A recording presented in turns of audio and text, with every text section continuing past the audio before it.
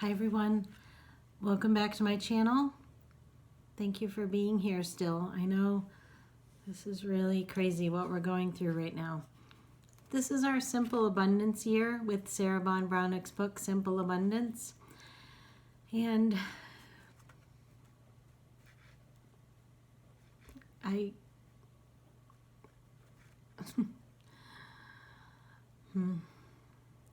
don't want to stop posting videos because this channel has definitely been a lifeline for me already this year, and I know it's been a positive for others, and I'm going to try to continue to just keep doing the videos that are related to the book. I think it will be hard to not comment and say some things about what's going on during this time. You guys already know that I've been going through a lot. I've been struggling.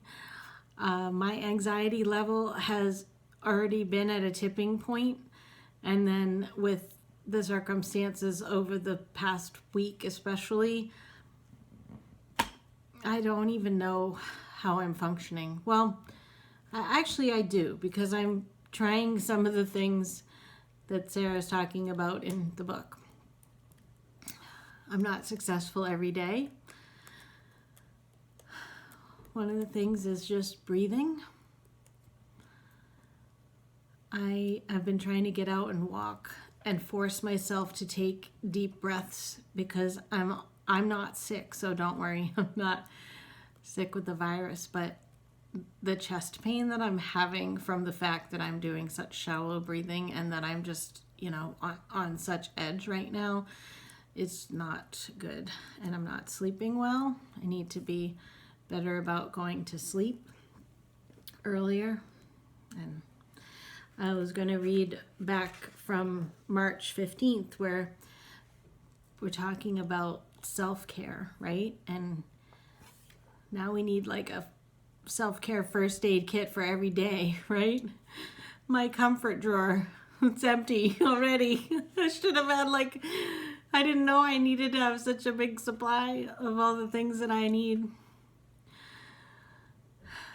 And it's hard because now it's not like we can still have human interaction. And this is an example here. I know a lot of people have taken to YouTube.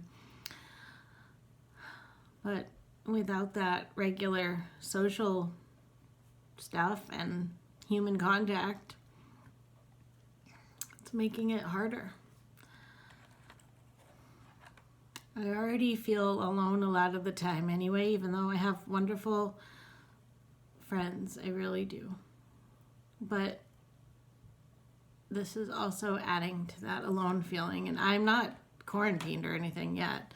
In fact, I kind of wish that I was able to stay home more, but in addition to owning my business, which I still have obligations for, I also work part-time at a store that is still open, and there are still people coming in. So I'm hoping that changes soon because I'm not comfortable being out there right now.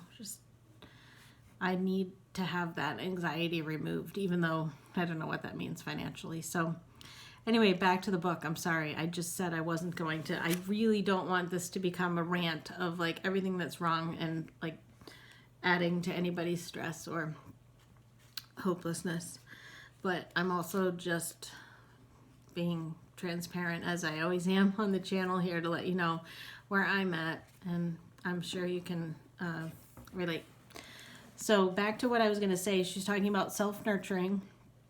We talked recently about the comfort drawer and the self-care first aid kit, and she explores why is it so hard to do these things for ourselves? Why do we give to other people, but then we can't give to ourselves?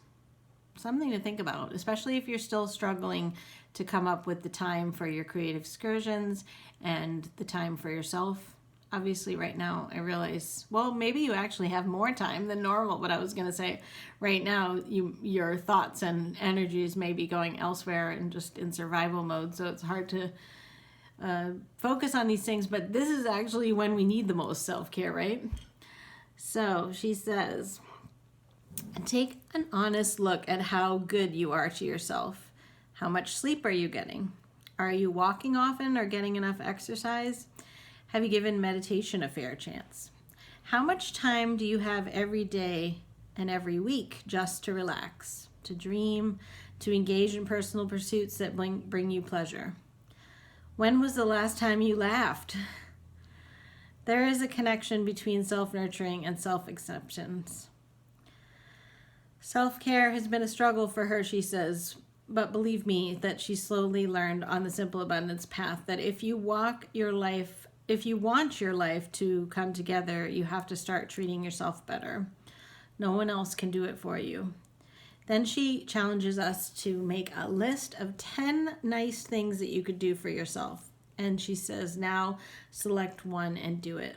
You have absolutely nothing to lose from experimenting with self-nurturing and everything to gain. Remember I told you about the list that I had in my comfort drawer about how to turn my day around? Like some of those things would be nice things for myself. I'll have to make this list the way that she suggests it, though. I don't know that I've ever done that in my journal. So make a list of 10 nice things that you could do for yourself. Maybe it's scheduling an appointment for something nice when you can. Maybe not right now, but maybe it's drawing the bubble bath. Maybe it's allowing yourself to have that extra time to put towards a hobby. There's a lot of things that are nice that you could do for yourself.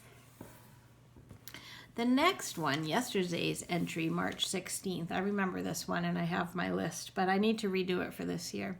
So she asks us, what do you like about yourself? So this is another journal entry to actually write down. I think again, it's 10 things. And actually hers is physical. And I know that my list is not physical.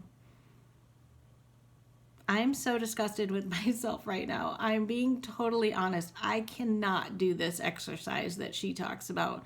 I have body image issues, always have. I'm a recovering bulimic. I struggle to this day, 20 years later after recovery with my body image. And I'm not in the place right now where I can do this. But what she does suggest us that we do is to compassionately look at yourself in the mirror. Continue to gaze approvingly into the mirror until you find 10 things you absolutely love about your face and your body. Maybe a perfect nose, beautiful hands, trim ankles. Start at the top and work your way down. Consider everything. You may not like the way your hair is styled, for instance, but you love its color. Write all 10 things down in your gratitude journal. Now think about aspects of your personality that you like. Okay, so this is what I did. And I can do this one because I feel like there are things about my personality that I like and I know other people like. So you're going to write those things down as well. You're a gifted improviser, an empathetic listener, an inspired cook, a patient and loving mother, a great woman for detail. Write it all down. Do not stop until you have at least 10 things about your personality for which to be grateful for. She also says if you think you can't find 20 things you love about yourself, go back to the mirror and then keep trying it every day. I've tried so many times to do mirror work. It's so hard for me. I told you already that like even being on video every day and like not every day, but I do a lot of videos, and just watching them back is hard enough for me.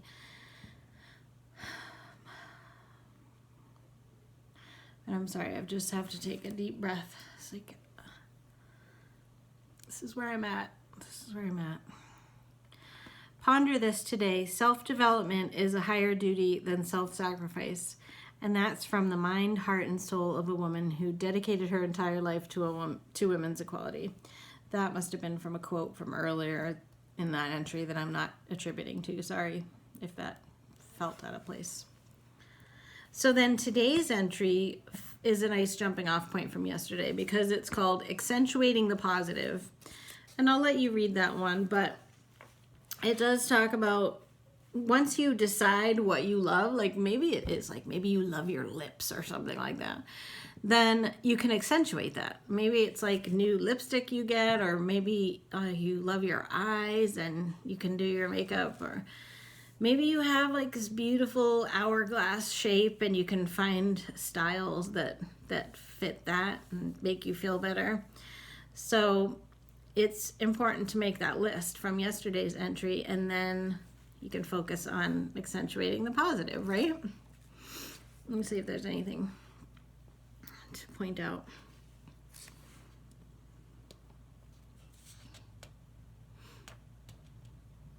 Not really. So what do you guys think? You feel like you could come up with your list of 10 things for your physical appearance and your personality? I hope so. And maybe like me, one of those lists is easier than the other.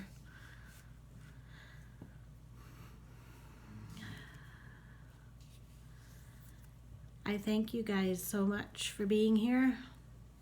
Let's not lose our way.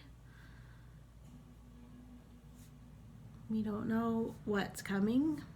I guess that's always the way life is. And actually, it's kind of interesting. So much has been up in the air for me right now. And then even though, yes, I'm at a heightened state of like, freaking out pretty much, there's a shift in it, because before I felt like I was the only one trying to figure out a whole bunch of things. And then now it's like, well, everybody's in this situation, and perhaps there will be some silver linings from it all. So, and also it's so ultimately out of our control in so many ways, and everybody's in the same boat. So my plan is to keep on with the videos and keep going through the book. Again, not going to be ignoring current events in every way. And you know what's interesting? Remember I told you how I don't watch the news, and I didn't like Sarah's idea about the caution closet and everything. And now I'm kind of thinking maybe I do need to look at the caution closet a little bit. And secondly, I've probably watched more news in the last week than I have in 10 years. And that's not a good thing either. So I need to stop doing that. But a lot of it is because things have been changing moment by moment, and I feel like I've needed to stay abreast of things. And also in terms of my own business and also working for somebody else on a part-time basis too, I've been needing to make sure that I'm up to date with if there's new regulations about even participating in those things. But I guess we will figure it out. I hope you enjoyed Annabelle's video from the other day, and I have been really finding solace in her presence and her comfort, and she is acting differently, I have to say. And I don't know, obviously there's energetic things that cats are probably picking up on. She's been a lot quieter.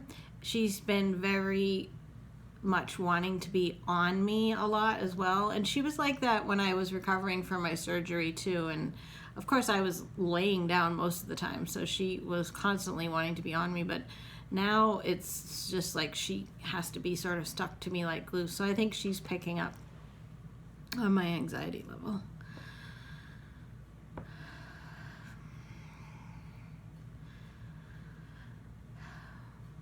Perhaps you could share in the comments if you have any words of advice on finding some extra peace during this time and how you're nurturing some self-care. Thank you again. I'm starting to ramble, but I will see you on the next video as we continue on with Sarah's book. And thanks again for being here.